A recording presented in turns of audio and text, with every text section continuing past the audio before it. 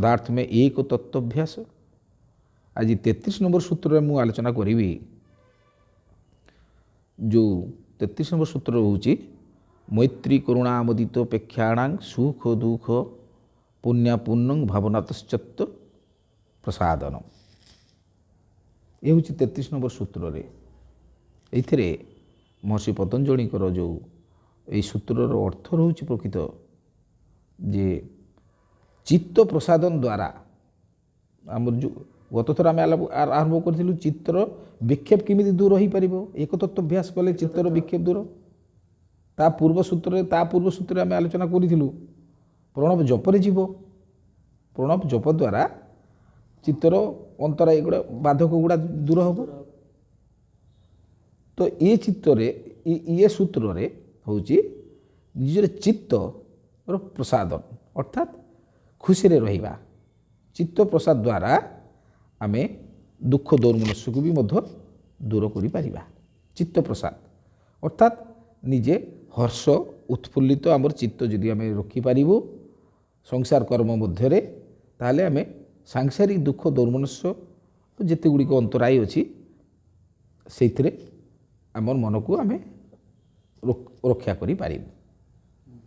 तो यही सूत्र रे जो चित्त प्रसादन कले चित्त प्रसाद अर्थात आमर चित्तर जो हर्ष आनंदित उत्फुल्लित रखिबा पई कौन करिबा दरकार से सूत्र लिखिले मैत्री। मैत्री कहा सहित रखिबा दरकार सांसारिक विषय रे तो लिखिले जे सुखी आ सुखदायी वस्तु सहित मैत्री स्थापन करिबा। अर्थात जो माने सुखी प्राणी आ सुखदायी जो वस्तु द्वारा व्यवहार द्वारा आपण को चित्त खुशी रहिबा प्रसन्नता आपण को आसुची सेही भली प्राणी बा वस्तु सहित मित्रता स्थापन करिबा। मैत्री जोटा कहूँ मित्रता स्थापन करिबा बंधुता करिबा। द्वितीय आसुची करुणा।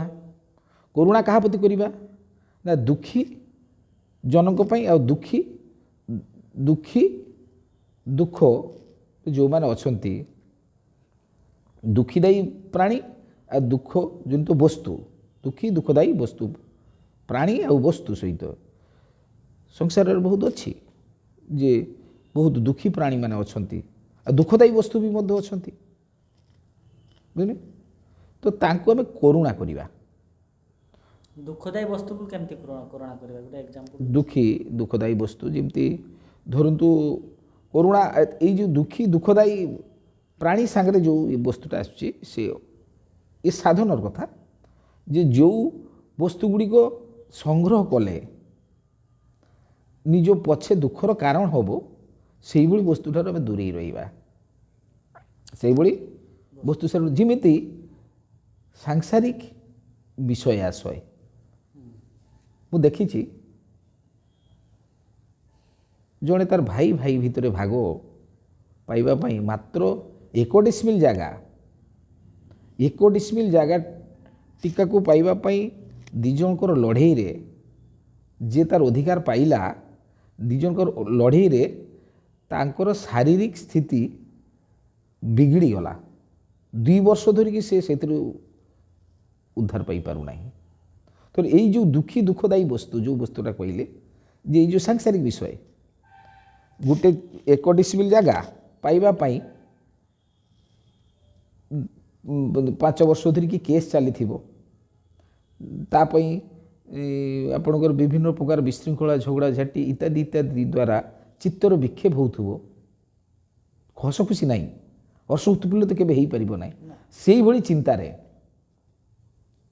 चिंतारे कौन होची ना आमर शारीरिक मानसिक प्राणिक सबू लड़ई को आर्थिक ये लड़ई द्वारा दुख आसीबो आउ आपण हर्ष उन्नति आउ पाई परिबे नाही से छोटिया वस्तु टिके। तेणु दुखी दुखदायी वस्तु प्रति करुणा ताको छाड़ी देबा। करुणा गोटे एक प्रकार आमर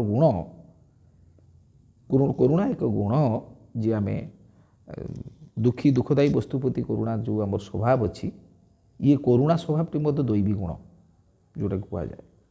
ଇଏ ଯଦି ଆମେ ପ୍ରକାଶ କରିବା ସେଇ 1 ଡିସିମିଲ୍ ଜାଗାଟି ଛାଡ଼ି ଦେଇଥିଲେ ଏତେ କଷ୍ଟ ସେ ପାଇନଥାନ୍ତେ। ଆଉ 1 ଡିସିମିଲ୍ ବାବଦରେ ଯେମିତି ସେଇ ପଇସାରେ ସେ ଆହୁରି 10 ଡିସିମିଲ୍ ଜାଗାଟା କିଣିପାରନ୍ତା, ସେତିକି ପଇସା ସେ ନଷ୍ଟ କଲା, ଶରୀର ମନ ପ୍ରାଣ ସବୁ କଷ୍ଟ କଲା, ଇତ୍ୟାଦି ଇତ୍ୟାଦି ଇତ୍ୟାଦି ତ ବହୁତ ଉଦାହରଣ ଅଛି। ଆମେ ସେଇଟା ଉଦାହରଣକୁ ଯାଉନି। ତେଣୁ ଦୁଃଖୀ ଦୁଃଖଦାୟୀ ବସ୍ତୁ ପ୍ରତି କରୁଣା କରିବା। ତାପରେ ଆସୁଛି କ'ଣ ନା ପୁଣ୍ୟାପୁଣ୍ୟ କଥାଟା ଆସୁଛି। ପୁଣ୍ୟାପୁଣ୍ୟ ଏଇ ଯେଉଁ ସ୍ଥିତିରେ ହେଉଛି ପୁଣ୍ୟକର୍ମ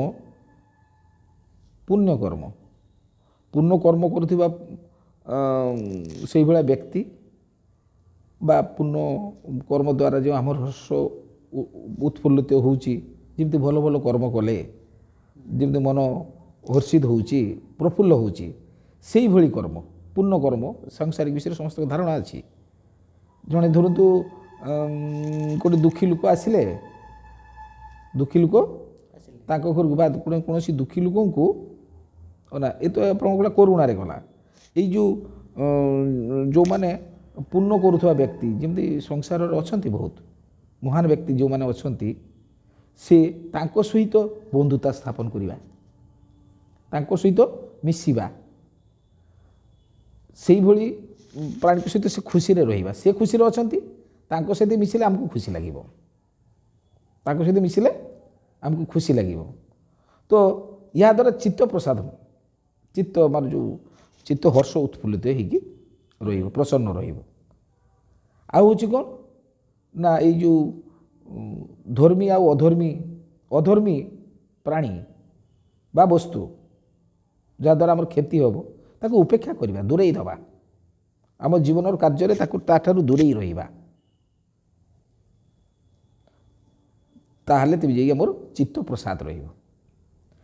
ତ ଇଏ ଗୋଟେ କଥାରେ କହିବାକୁ ଗଲେ ଯେଉଁ କର୍ମ ଦ୍ୱାରା ଆମର ଚିତ୍ତରେ ହର୍ଷ ଆନନ୍ଦ ପ୍ରସନ୍ନ ଉତ୍ଫୁଲ୍ଲିତ ହେବ, ସେଇଭଳି ଆମକୁ କର୍ମ କରିବା ଦରକାର, ଉଚିତ, ଯେଉଁଟାକି ପ୍ରତ୍ୟେକ ସାଧକଙ୍କର ବିଚାର କରିବା ଉଚିତ, ପ୍ରତ୍ୟେକ ମନୁଷ୍ୟଙ୍କର ବିଚାର କରିବା ଉଚିତ।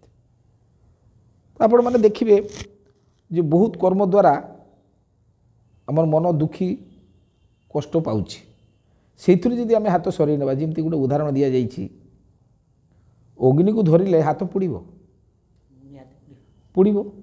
ଅଗ୍ନିକୁ ଛାଡ଼ିଦେଲେ ହାତ ପୋଡ଼ିବାର ଯନ୍ତ୍ରଣା କଷ୍ଟ ପାଇବ ନାହିଁ। ସେମିତି ଖୁସି ଦେଇ ବସ୍ତୁକୁ ଧରିଲେ ମନ ହର୍ଷ ଆନନ୍ଦିତ ହେବ। ତ ସେଇଭଳି କର୍ମ କଲେ ଚିତ୍ତ ପ୍ରସନ୍ନ ରହିବ।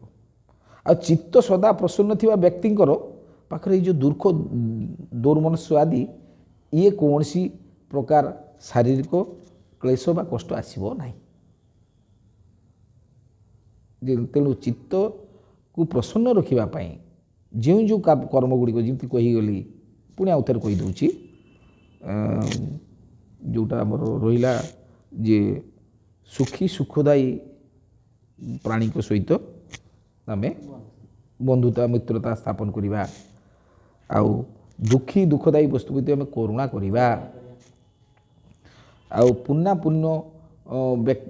ବ୍ୟକ୍ତି ବା ବସ୍ତୁ ସହିତ ଆମେ ଖୁସିରେ ରହିବା, ତାଙ୍କ ସହିତ ମିଶିକି ରହିବା ଖୁସିରେ।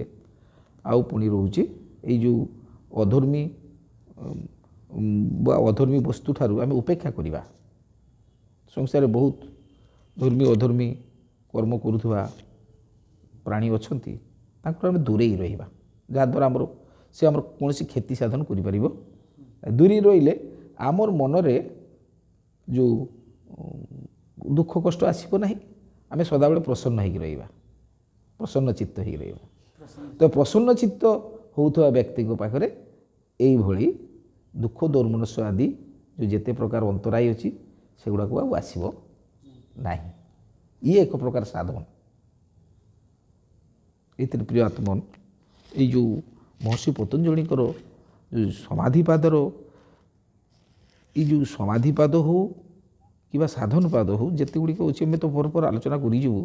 ସବୁଠାରୁ ବଡ଼ କଥା ଆମେ ଜାଣିଲୁ ଯେ ଜୀବନ ଉପଯୋଗୀ ଇଏ ଏକ ସିଦ୍ଧାନ୍ତ। ଯୋଗ ସିଦ୍ଧାନ୍ତ ହେଉଛି ଜୀବନ ଉପଯୋଗୀ।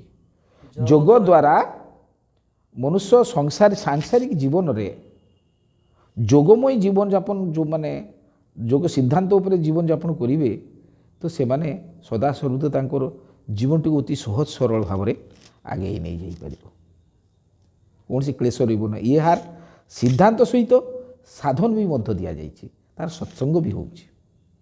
ତେଣୁ ଏ ଯୋଗ ଦର୍ଶନ ହେଉଛି, ଯୋଗ ହେଉଛି ଏକମାତ୍ର ମାଧ୍ୟମ ଯେ ମନୁଷ୍ୟକୁ ପୂର୍ଣ୍ଣ ସୁଖୀ ରଖିବା ପାଇଁ। ଏଥିରେ ଆହୁରି ବହୁତ କିଛି ମାନସିକ ସବୁ ଦିଗରୁ ଯାହାକି ମୁନି ସମାଜ ହିଁ ଶିକ୍ଷା ଦିଏ ଏବଂ ସାଧନ ବି ମଧ୍ୟ ତାର ଶିକ୍ଷା ଦିଏ। ଏତିକି ରହୁଛି। ସପ୍ରେମ ଜୟ ଜୟ। ପୁଣି ଆଗାମୀ